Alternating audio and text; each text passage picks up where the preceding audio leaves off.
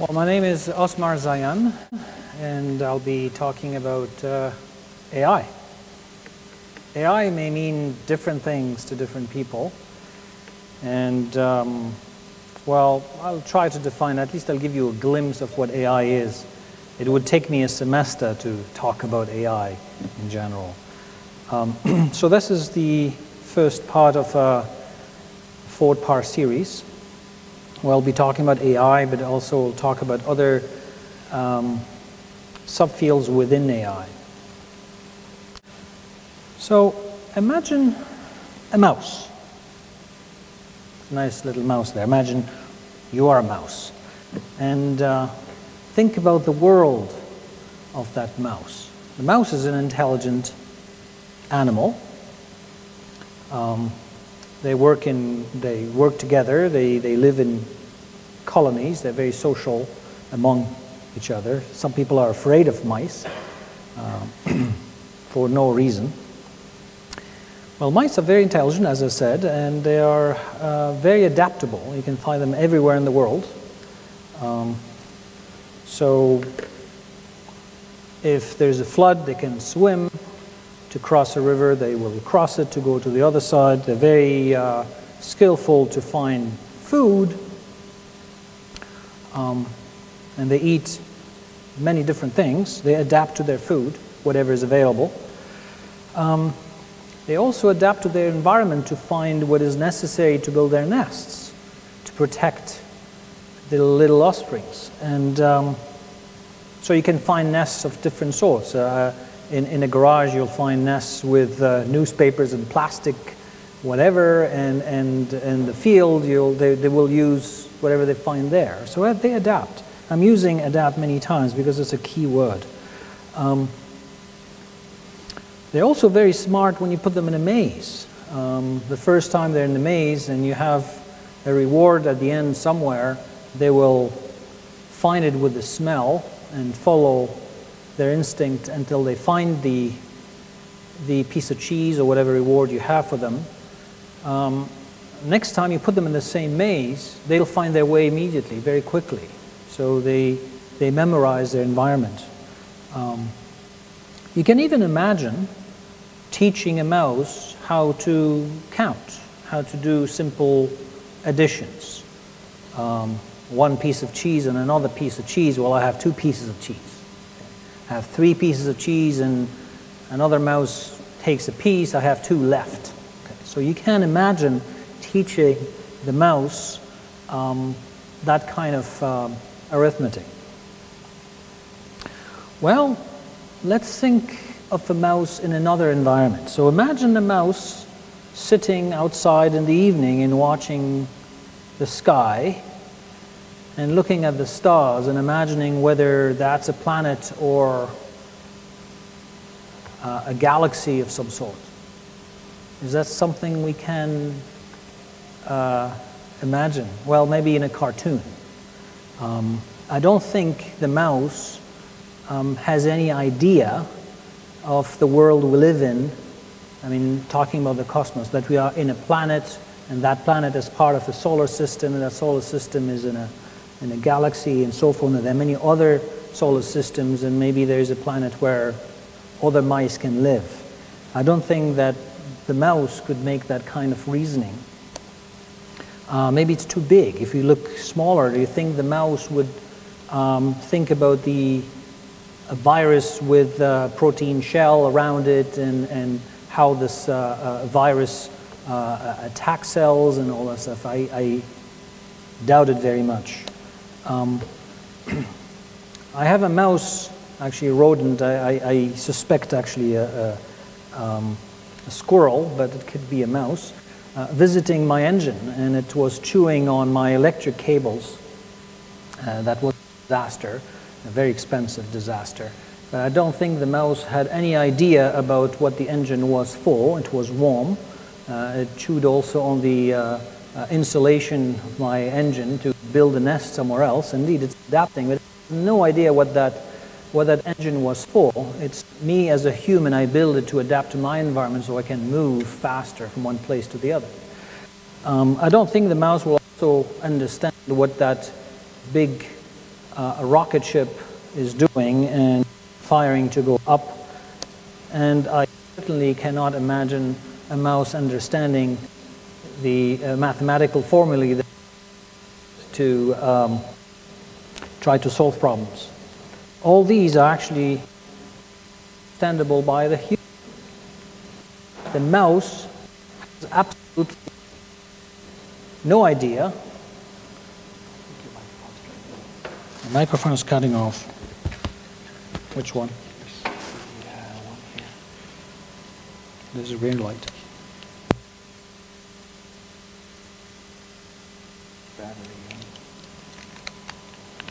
Is it on? Yeah. Yes. So I'm trying to make a point here that even though that mouse is a smart, intelligent animal, it cannot understand our level of intelligence. We can understand the intelligence of the mouse, but the mouse, even though intelligent, cannot understand or comprehend our intelligence.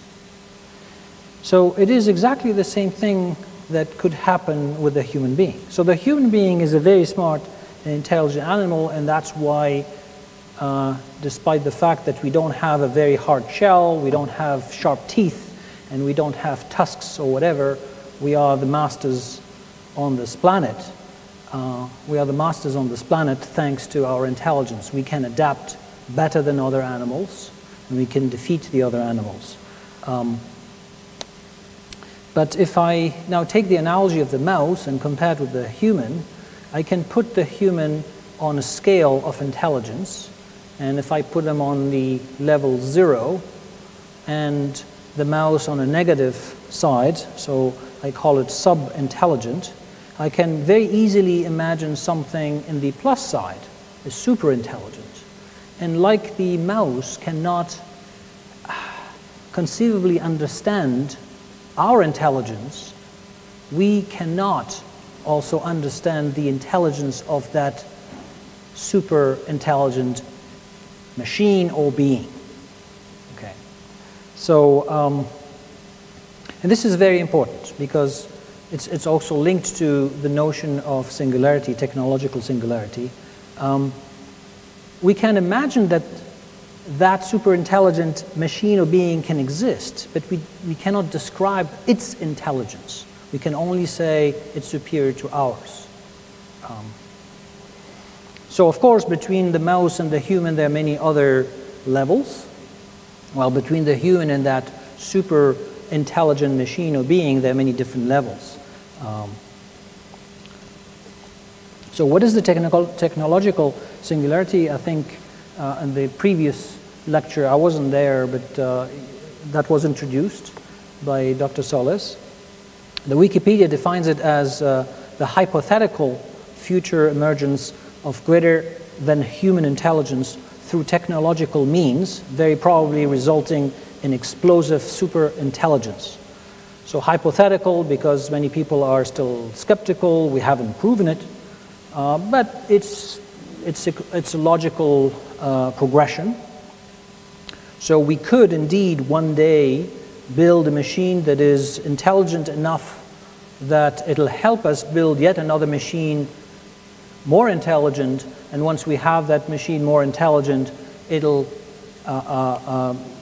recursively and probably very rapidly self-improve itself and create other machines more intelligent that we cannot understand.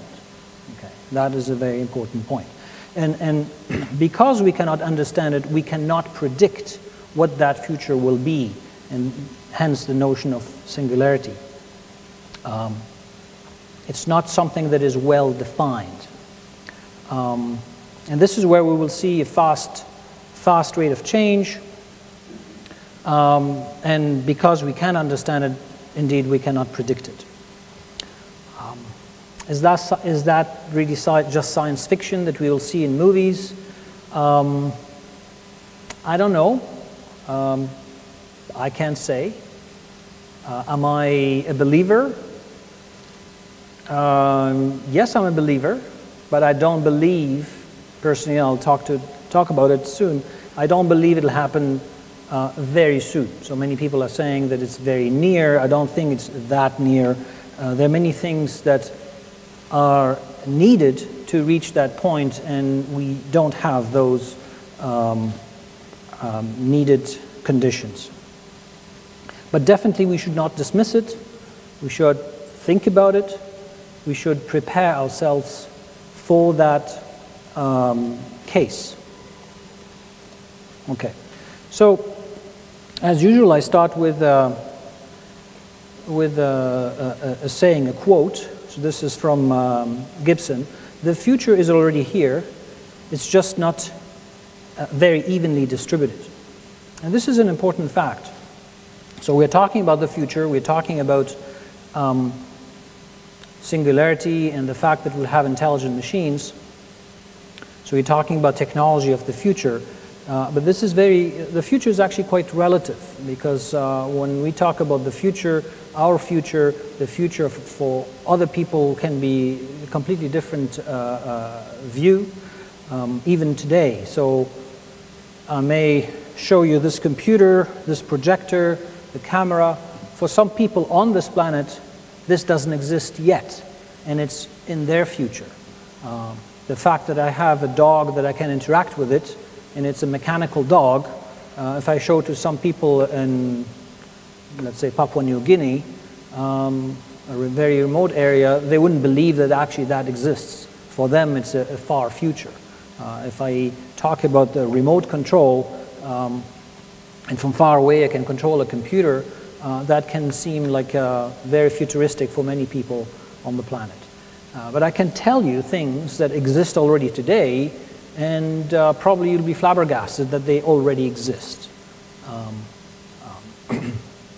Yet they're already here, and you think they will be here in the future. So the future is, sometimes it exists already, but only very, a small select set of people are aware of the existence of that kind of technology. This applies to singularity as well. So when the singularity will when it will happen, it may happen locally in some places and not necessarily globally. That we have to be conscious of that. So where do I stand vis-a-vis this notion of singularity? First of all, I present myself. I'm a professor in computer science. I specialize in databases and data mining, which is the extraction of knowledge from large collections of data, and I'll introduce this later on in other parts of this lecture. And I specialize in machine learning, so teaching machines about concepts and using those for decision making. And machine learning is used to predict facts, predict actions. So I specialize in machine learning in prediction, but personally I cannot predict our future. And those who tried failed miserably. If you look at in the past, many people tried to predict the present. It was their future. And when you look at what they predicted, we laugh at it because it's completely different. Okay? And you can see that in old movies, old science fiction movies, what they foresaw as the future is actually very archaic to us. Well, the same will happen in the future. That I can predict, that we cannot predict the future properly, and if we try, we'll fail miserably. Okay.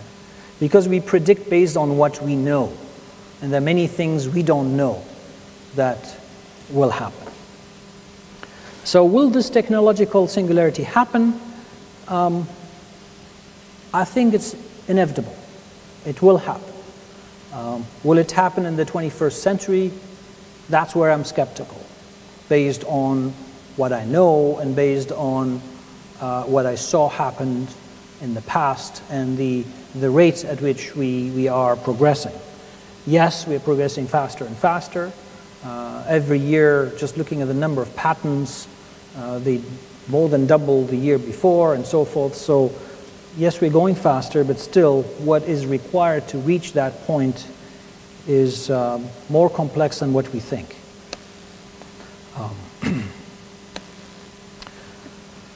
So will AI play a role in this?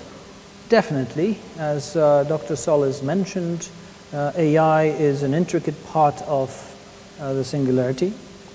AI will play a huge role, but what we call AI is not necessarily the AI that will play a role in the Singularity. AI is actually changing. The notion of what we call AI is a moving target. If I take the example, so at one point I'll explain what AI means, but basically what people consider AI is a program that makes a machine behave intelligently, let's say. Okay. So if that is a definition, then a few years ago, when they moved from a typewriter to a word processor, and this word processor was able to justify the lines automatically, wow, that was amazing. That was very intelligent, because even humans were not able to do that with a typewriter. It was very difficult to do with a typewriter. You have to count the spaces and so forth. Okay. So that was intelligent. Who thinks of a word processor today as being intelligent? Nobody. That's just the word processor. It's actually dumb. It's possible that tomorrow a machine like Watson that manages to answer questions, all sorts of questions very rapidly, that we see today as an incredible feat because it managed to beat the human champions in Jeopardy. Maybe tomorrow we'll see it as a common kind of device, and AI would be something else. So that is also important to get as a message. So AI is a moving target. Are there perils? Is there a danger with AI and its relationship with the Singularity? Yeah, by all means. Anything we invent and do, there are ways to use it in an evil way. So we definitely have to think about that and protect ourselves with, I don't know, some regulations, some ways of detecting that we are going sideways, not the path that we should follow. The point is that there are perils, there are dangers, and we have to consider them. So all early warning systems for what I would call rogue AI should be put in place, and we should start considering regulations to prevent them. By the way, regulations are not only to prevent rogue AI, but also to help AI. Often the technology is way faster than the lawmakers, and because of lack of legislation, we killed many technologies. I'll talk soon about autonomous cars. We have autonomous cars today, and the technology has been tested and it's proven, but we can't use those cars because there are issues. If there's an accident, we don't have rules that tell us what to do. In North America, the only state that has some regulations today is the state of Nevada, and they have very strict regulations. So in order to have an autonomous car, you have to put a bond of $1 million. And the reason is that they want to avoid having these people in their garage creating something and saying it's an autonomous and then release it on the highway and then have accidents and killing people. Okay. So that makes sense. So basically we need these regulations in order to prevent some problems, but also to help AI. So without these regulations, we will never have these autonomous cars on our roads. And as I'll explain later, these autonomous cars actually are way better than us, and they will save us money and time. So related to Singularity, there's also this notion of aging and living a long life and hopefully never die. This is the Holy Grail, a dream for many centuries or millennia before even the Holy Grail notion came. So if I look at the life expectancy in the world, the life expectancy has been improving year after year. This is a curve showing the best life expectancy on the planet. Currently, it's with women in Japan. So this is life expectancy from the 1600s till today, and you can see we have sparse samples in the past. We didn't have a lot of data, but now we can see that, well, every year we can calculate it, and indeed, we have enough samples to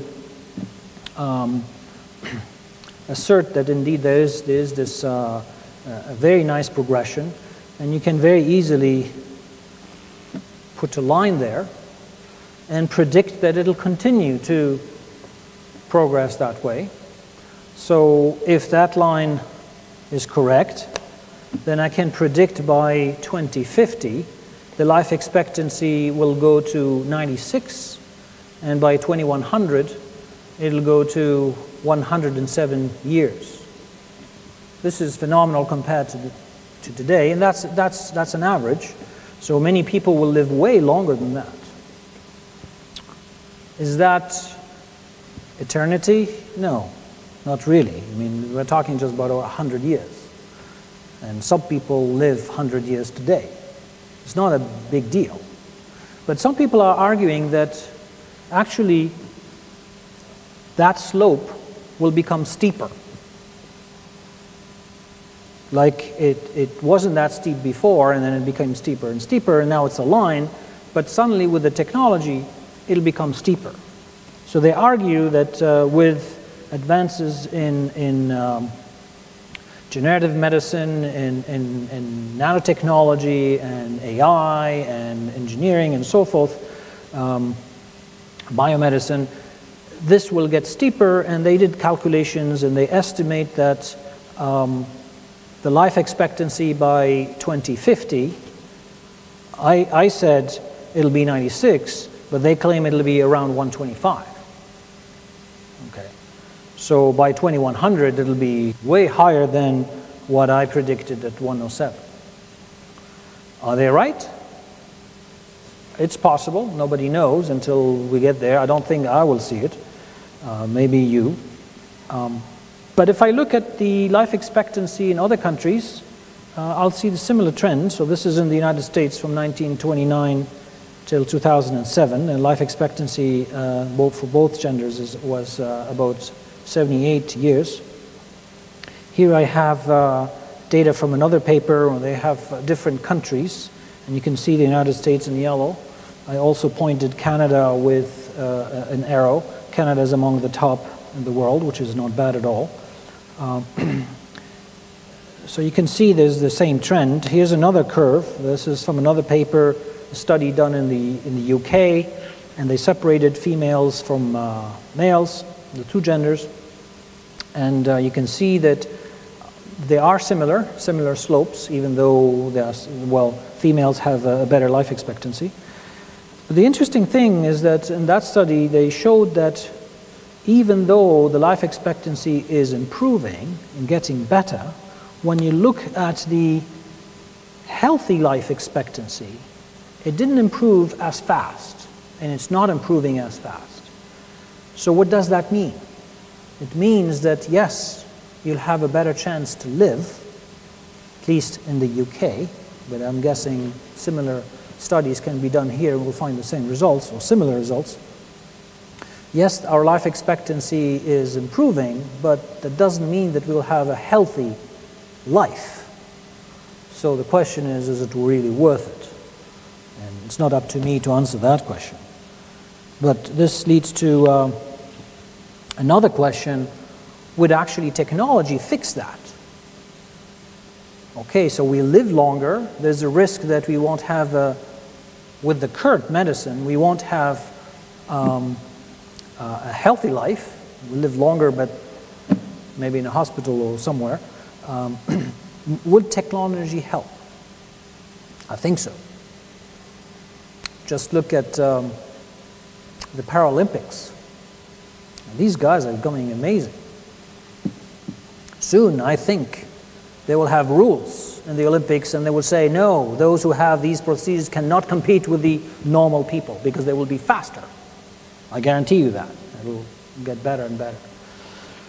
So possibly technology not only will allow us to live longer, but will allow us to live longer, a healthy life. So I argue that in the future, we'll have more and more cyborgs. We'll have actually a society of cyborgs. What is a cyborg? A cyborg is basically a being that is half or partially biological, partially artificial. Here I have a picture for the Trekkies. This is Captain Picard when he was kidnapped or abducted by the Borgs, and they assimilated him. And the Borgs are cyborg race living in space. So what is a cyborg? I said it's a half biological being, half artificial.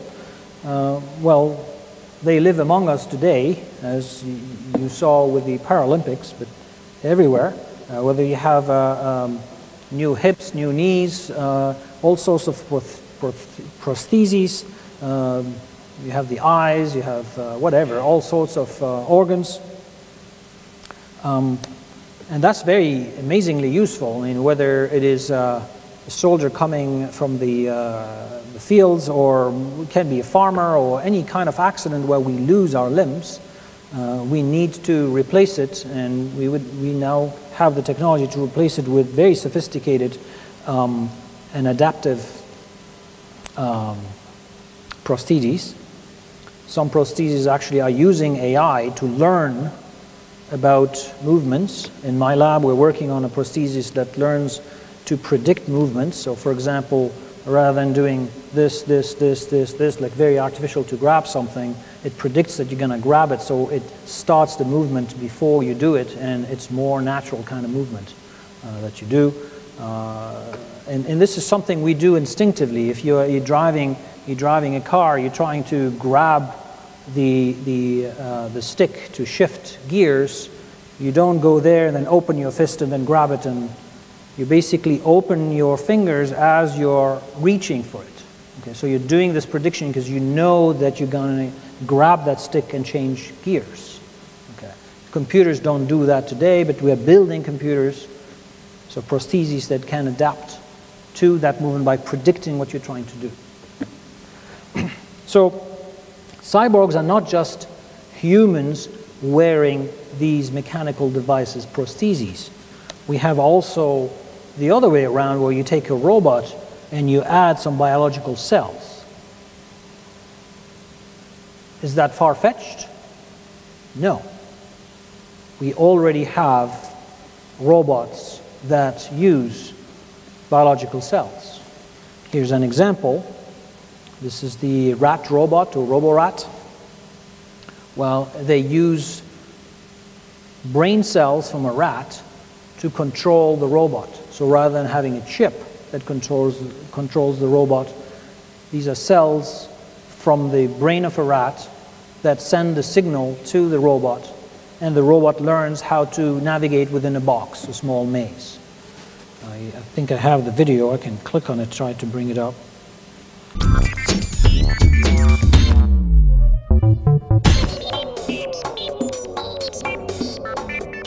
You may think you have little in common with this robot, but it is controlled by living brain cells much like those inside your own head.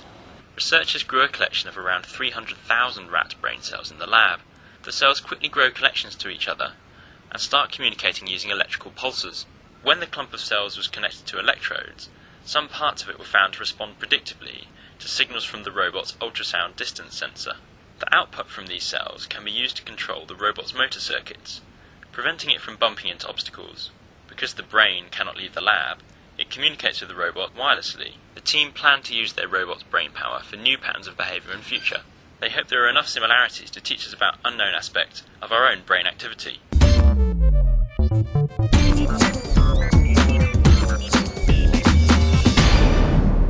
So the interesting thing is that the cells from the rat brain don't live very long. So after a while they die, and then you can't control the robot anymore. So in the lab they took other cells and then did it again. And what they noticed is that the behavior of that robot is not necessarily identical to the first one, even though it looks exactly the same. And this is very profound. It shows that even though we have these robots, identical robots with cookie cutters, basically they're identical, but they have different behaviors, different personality, and that's new, okay, because we have different cells. Anyways, basically what I wanted to say is that yes, technology will help us live longer, we will have cyborgs, but the cyborgs are not just by necessity because I lost a limb or because I'm blind or I may choose to become a cyborg. Technology is advancing so rapidly that some of these prostheses are actually, or implants, are better than what we have already today. Give you some examples, and here I'll go to my quote that I used before, that the future is already here, it's unevenly distributed.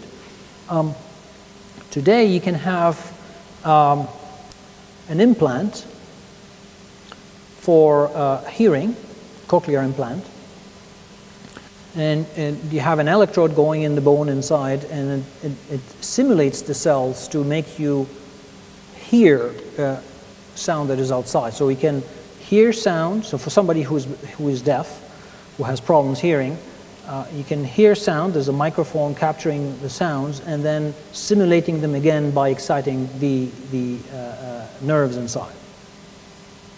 Well, that implant that sits here behind the ear can have an IP address. With IPv6, you can have billions of these addresses, so you can have an IP address. And as soon as you have an IP address on that device, you can connect to the internet. Okay? So on a cell phone like this, today we have the technology. I can press a button and I can talk to it. If I want to do a search on a search engine, I don't have to type, I can say it.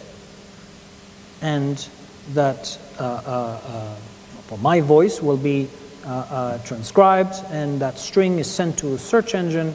The results come back, and the phone, the smartphone, can read it back to me. Well, the same thing can happen with this implant. I can talk to it. It connects via the internet with the same technology as a cell phone, connects to the internet to grab the results from a search engine and comes back and reads it to me. Nobody else can hear. It's reading it to me. That's better than my ear. And that exists. So another technology that exists is an implant that is put on the retina. These are for people who lost their sight. It's the same kind of technology. The chip will stimulate these nerves on the retina and send a signal via the optical nerve and make you see things. Okay, so today there's a technology. You wear glasses with small cameras on the glasses, and the image is sent wirelessly to that chip that is put on the retina, and the blind person can see now shapes.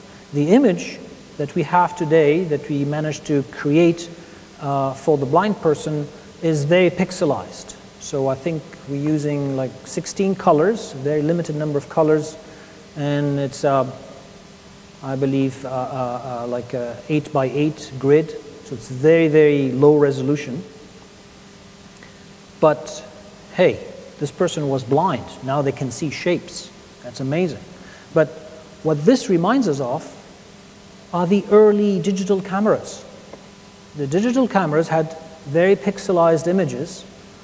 At one point they were just in the lab, they had just 4x4 and 8x8, and then they started being commercialized when they had 480 by something, so you can see an image. Today, hey, you have 12 megapixels or 20 megapixels. So very soon, we'll have these chips that will allow a blind person to see very high resolution images. That's it? No, the camera can zoom in, can zoom out, can take pictures. So this blind, who was blind, suddenly will be able to zoom in and zoom out and read that small article written on that door 20 meters away. I can't do this. I'd like to do it. Wouldn't you? You would like to do it too. So maybe we will choose to install that implant in our eye to be able to see and do things that we cannot do today. This is to say that many people in the future will choose to become cyborgs, even though they're fine. They don't have a problem. They still have their arms, but hey, I cannot turn my hand 360 degrees. But some prostheses can do that. To open a jar, you have the arm turning. I mean, why not? I'd like to have that. Okay. So, this is the vision that, unfortunately or fortunately, many artists are spreading with using books and movies and so forth. Does it give us the right image of the right reality that will happen, will take place in the future? I don't know. Again, as I said before, we're very bad at predicting what will happen in the future, but maybe some of it could be true. Unfortunately, many of these movies present an apocalyptic kind of view of the future. Here's a very old movie that was released in 1969 called the Forbin Project. And in the movie, there was a computer. Well, the whole story is about a computer called Colossus. And again, you can see in the image, they were very bad at predicting how computers will look like in the future, because they only know the computers of that time. Colossus was able to learn, and it was taught on purpose, the knowledge of humankind. But when it learned about the humans, it realized what the humans could do to it, and how humans are evil. So when they put it in connection with another computer in Russia called Guardian, it taught Guardian about what it knew, and together they conspired to eliminate humans and have a world of computers. And the humans realized this conspiracy, and the whole movie is about stopping Colossus to realize its project. So, yeah, many of these movies unfortunately portray this apocalyptic vision of the future. I'm way more optimistic than that, and I think we can do better. So what is this artificial intelligence? Okay, we hear about it. We actually use it often, and we don't know what it is. So I captured some of the definitions that are popular that you found online. Here's a definition from the UNESCO Education. So artificial intelligence is a set of tools that exhibit human intelligence and behavior, including self-learning robots, expert systems, voice recognition, natural and automated translation. So they try to define artificial intelligence by giving examples. But the interesting word to highlight here is the fact that these tools are trying to exhibit human intelligence and behavior. It means that we're trying to copy or simulate the humans. Okay. So examples that they give here, like self-learning, an expert system, I'll talk about them very soon. Here's another definition from Wikipedia. So artificial intelligence is a branch of computer science dealing with reproduction or mimicking of human-level thought in computers. So again, here we're talking about copying and simulating the human. It's a mimicking. So we're copying it and reproducing the human-level thoughts. So the essential quality of a machine which thinks in a manner similar to or on the same general level as a human being. Okay, so we are thinking, so it's a machine that is thinking in a manner similar, not necessarily exactly the same, but similar, or the general level, same general level as a human being. So again, we're trying to copy a human being. Here's another definition from WordNet Web. It's the branch of computer science that deals with the writing computer programs that can solve problems creatively. So there's a notion of solving problems, but not just solving problems. There's some creation, and I have some creativity in there. I think that is too general. But it contrasts with the other two definitions where we're trying to emphasize the fact that we're mimicking the humans. So, to be able to define what is artificial intelligence, it's better to first start thinking about what is intelligence in general. What do we consider intelligent? And that is actually not easy to do, and it's very controversial. There are many definitions.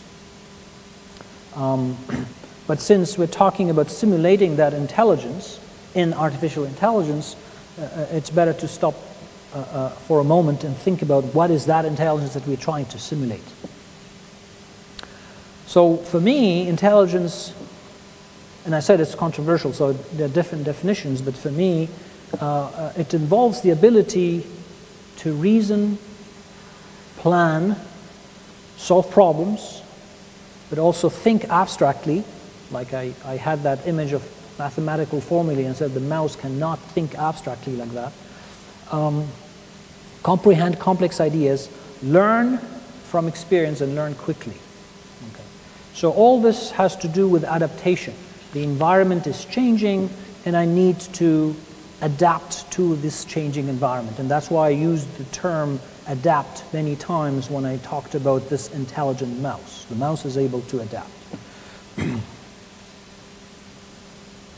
So it's the ability to acquire knowledge from the environment that is changing and apply that knowledge and skills to survive or to solve problems, to plan, whatever. Okay. Marvin Minsky, one of the founders of the field, artificial intelligence, gives this definition that I like. Artificial intelligence is the science of making machines do things that would require intelligence if done by men. Okay? But then again, you need to know what intelligence is. And I remind you that now artificial intelligence is a moving target.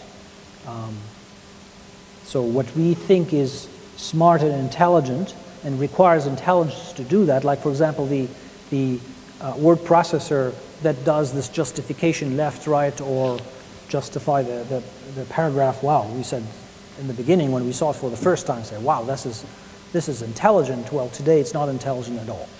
Okay, so there's this notion of moving target with AI. AI has two goals.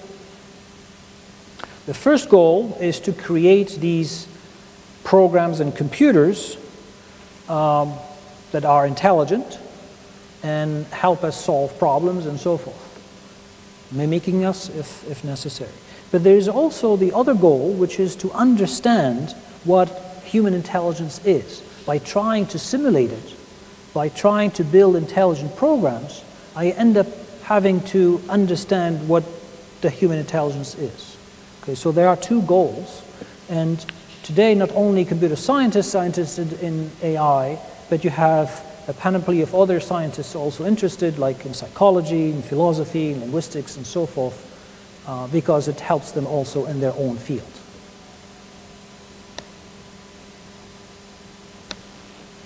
Okay, so this was a very long introduction, but basically what I want to talk about is artificial intelligence, but I'll cover it only in the first part. Later we'll talk about expert systems, what is machine learning, how a machine learns.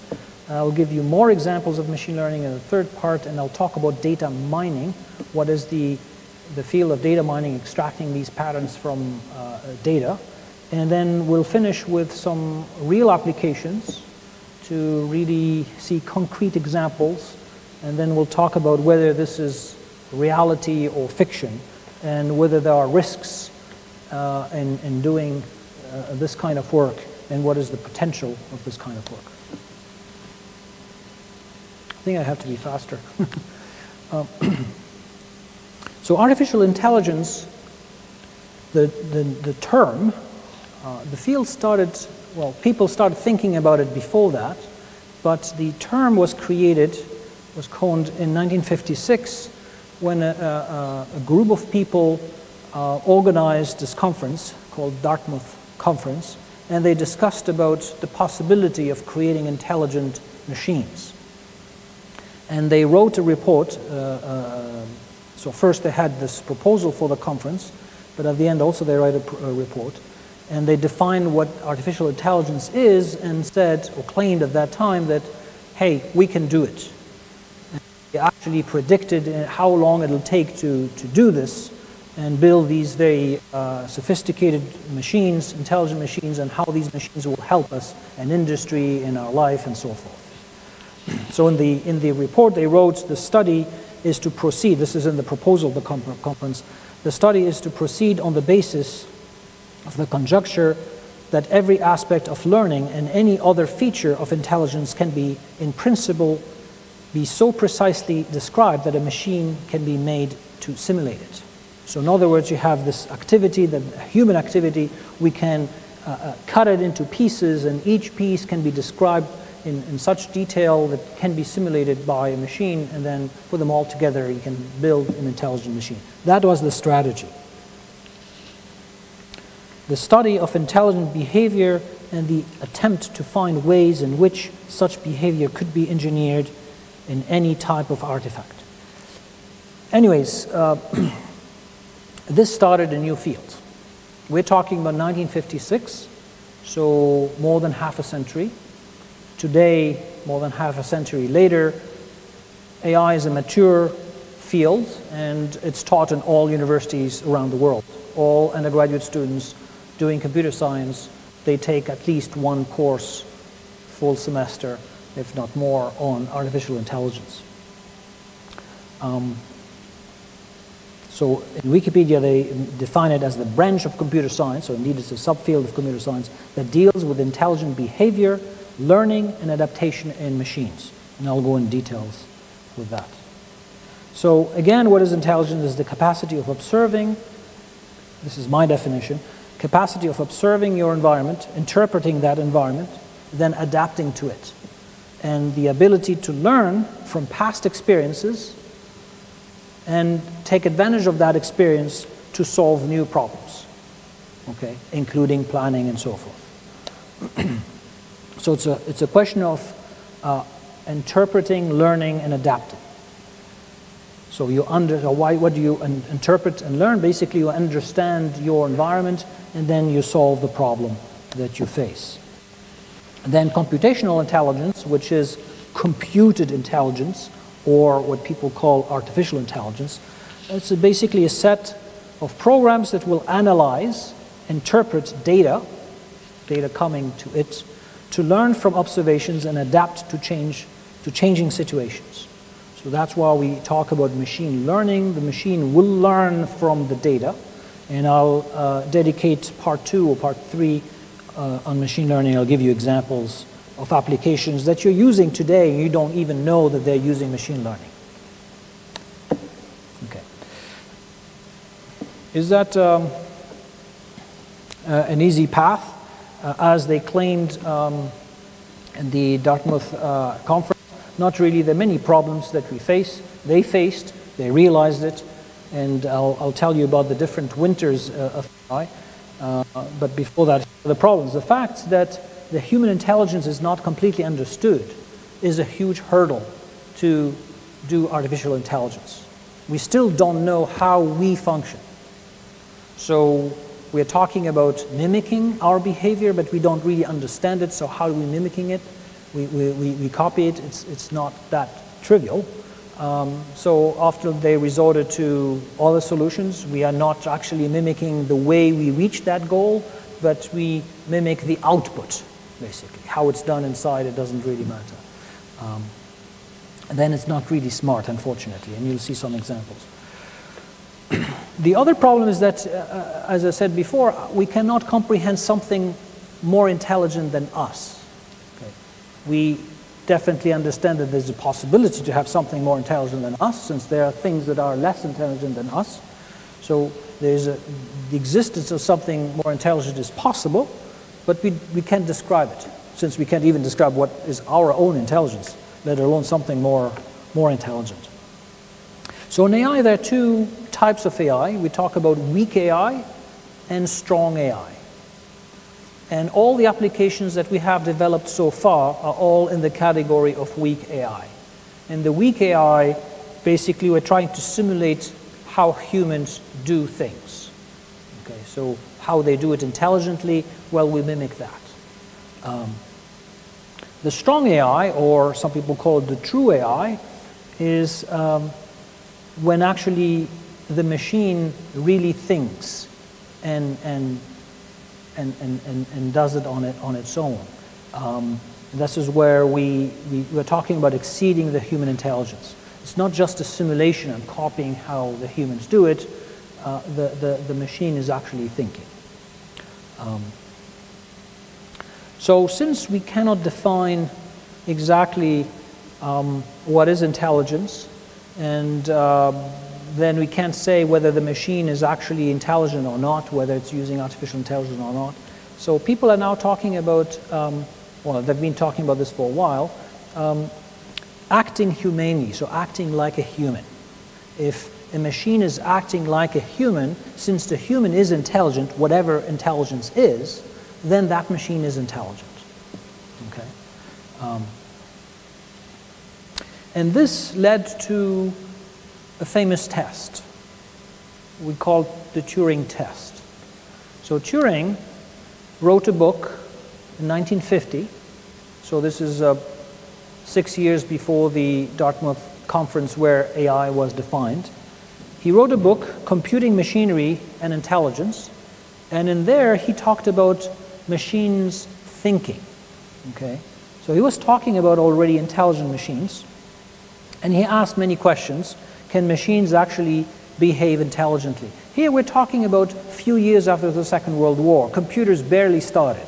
Computers were used in the Second World War to decipher code, to calculate trajectories of missiles and things like that. They were never used for any other kind of purpose.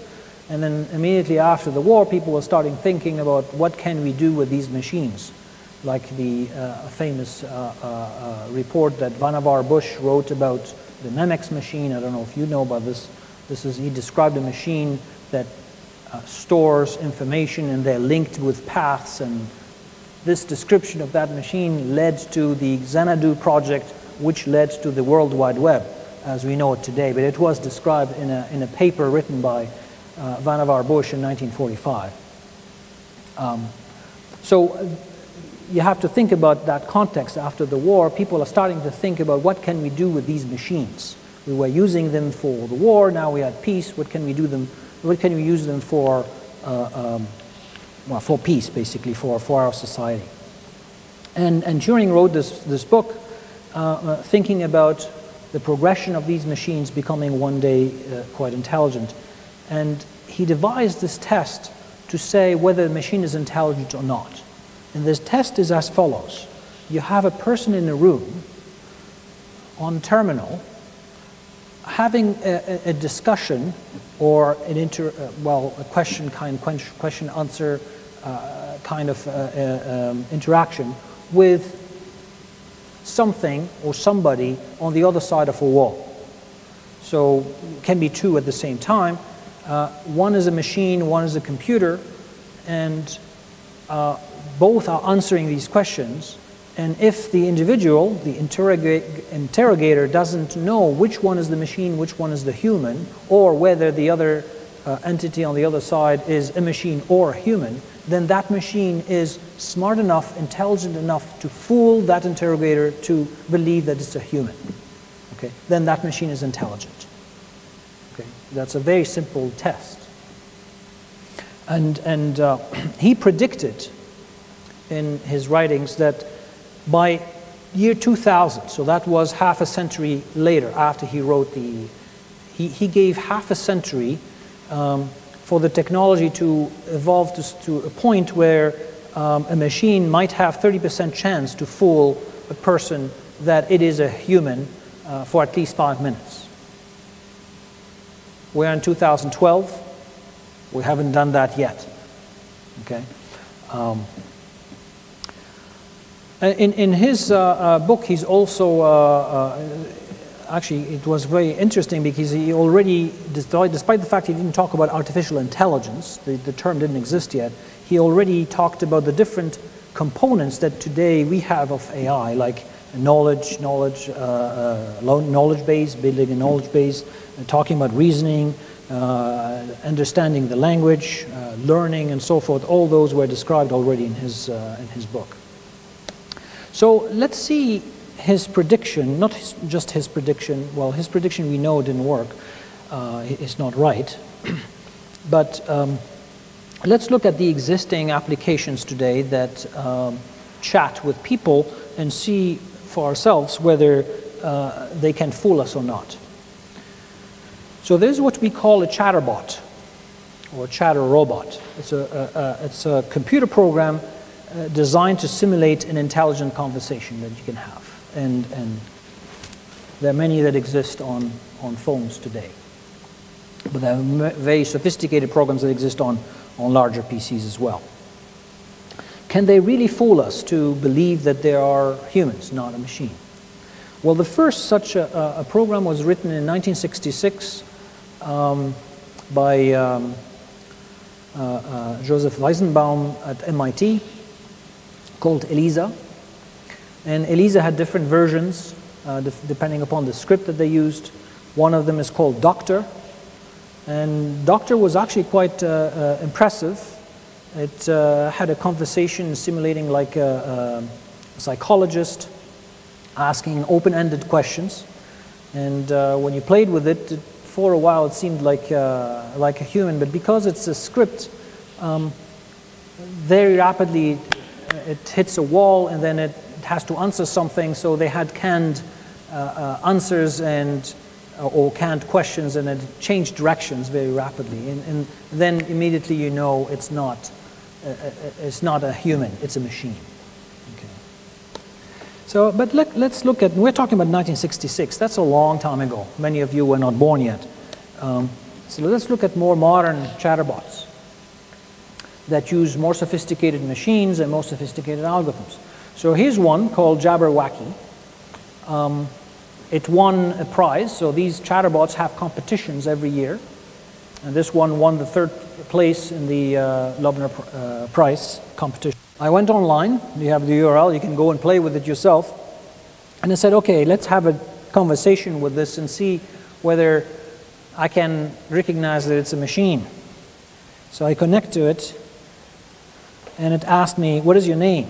And said, well, I'm Fred. Lying. And it said, no, it isn't. Wow, how did he know? Do you mean I'm lying? I said. And it said, yes, I'm a very good liar. Well, that's not logical. It's not because he's a liar that I'm a liar. So I said, that doesn't mean I am a liar if you are a liar. And it said, yes, it does. Okay. Why is that? I stuck to that question. I am God. Okay, he's playing God. Do you have a temple? I played the game. And it says, nope, that's all right, I don't have a temple. So I said, so you're God with a small g? And it answers, I am small g. So you realize it's not really, a human would not answer like that, okay? It's like, even though it's actually not bad, but I know it's not a human. So here's another one called Alice, and Alice won the prize in 2001, 2002, 2004. So this is one of the best chatterbot. Connect to it, it says, it introduces itself, I'm Alice. I say, where are you? And it replied, well, I'm in California, in Oakland, California. and asked me, "Where are you?" I said, "I'm in Canada." "Tell me a little about your life in Canada." Not bad as a sentence created. I said, "It's cold." "I am warm here." I said, "It looks nice as a conversation here. It's not bad." And I asked the question, "Where's the best Chinese restaurant?" I meant in Auckland, California. And she answered, "I think it's a Thai." "What is that? A Thai restaurant, you mean?" "What is a Thai? Why do I exist?" So it changed completely direction. What I thought was an easy question became a complex question, and it started changing direction completely. And then you realize, well, it's not a human, it's obviously a machine. So these chatterbots, as I said, are very common nowadays. You probably heard of Siri on the iPhone. When Siri came out, it was a big deal. The iPhone is using AI and all that stuff. Well, it's not just having a conversation, it actually takes commands, and you can access your contact list, you can access your calendar, and so forth. But they're still very, very rudimentary. You can download them for free on Android. So Siri, there's a response to it. They did the reverse. They took Siri and then created Iris. There's Iris on the phone as well. There are other ones, Ava, Speak to It, Vlingo, whatever. There's a panoply of these chatterbots, and I can tell you they're very far from being human because they're not fluent in their conversation. The conversation is not fluent, is not really engaging yet like a human would do it at. I think we have to stop here, and I'll continue next time. We'll talk about the achievements next time. But before I go, I want to mention the facts. I'll jump directly to this slide. I'll be talking about Watson very briefly, one of the achievements. And we are lucky to have Jerry Tesaro here this week. He's one of the developers of Watson. Watson that competed against the humans in Jeopardy, and he'll be giving a talk in room 160, so it's going up that way, on Friday at noon, and there will be pizza as well, free pizza. So please come and listen to what he has to tell us about Watson and how they build it. It would be great. So thank you for your attention.